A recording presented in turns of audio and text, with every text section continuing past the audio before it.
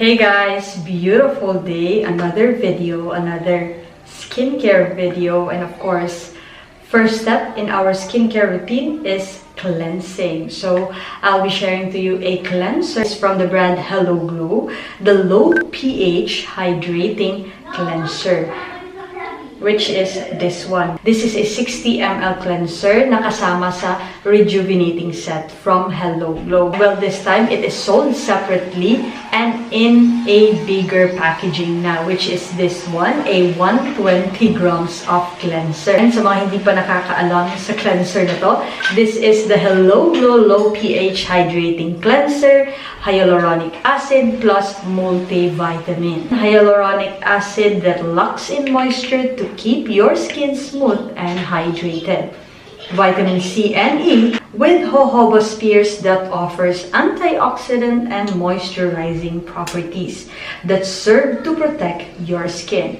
Combines a formulation of power hydrating elements, probiotic sorbitol hydrating sugar complex, triple ceramide complex, and I mentioned in the previous video where I review the rejuvenating set na eto yung cleanser that comes in a smaller packaging which is 60 grams pa. Na-mention ko ata na parang alternative ko siya sa Cetaphil kasi it's low pH, it's a gel type, very moisturizing on the skin, gentle siya on the skin.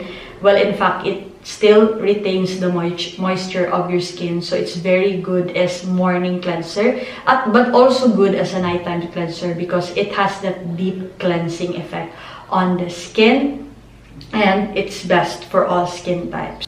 And very affordable, 220 pesos for 120 grams. Now, I will be cleansing my face using this one.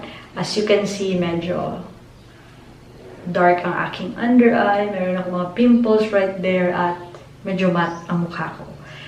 Now, let's cleanse. Precise amount lang. Guys, huwag kayong magtaka ha, kasi ito yung klase ng cleanser na hindi masyadong mabula. So, huwag kayong mag-alala or diba, hindi talaga to siya masyadong mabula. Ito yung klase ng cleanser na hindi ka matatakot gamitin kahit 3 times a day kang gilamos kasi it's very gentle on the skin, and also may oil control effect din siya. Tissue lang gagamitin ko to dry my face. Okay, for the tissue. Kanina, mattified yung face ko. Clear naman. But, ngayon, tingnan niyo guys. It's clear, but it has that shine. Especially sa nose. Ayan. So, it goes to show na na-retain talaga niya ang moisture. And, I don't have that feeling na parang tight ang skin ko after cleansing.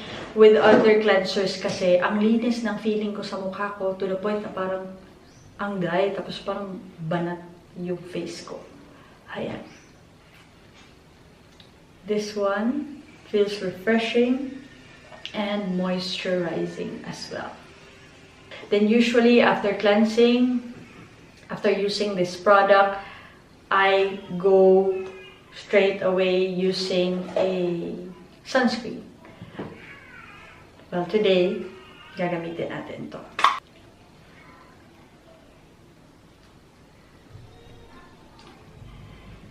And if you're watching this on TikTok, it's linked.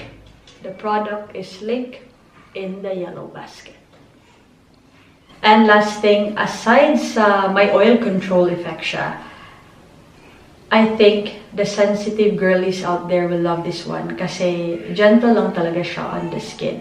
Ito na yung naging alternative ko na cleanser sa umaga with the Cetaphil cleanser that I have. Tapos sa gabi, pag nag-makeup ako, I do oil cleanse. Hindi ko pa na-try na gamitin to when I am using makeup.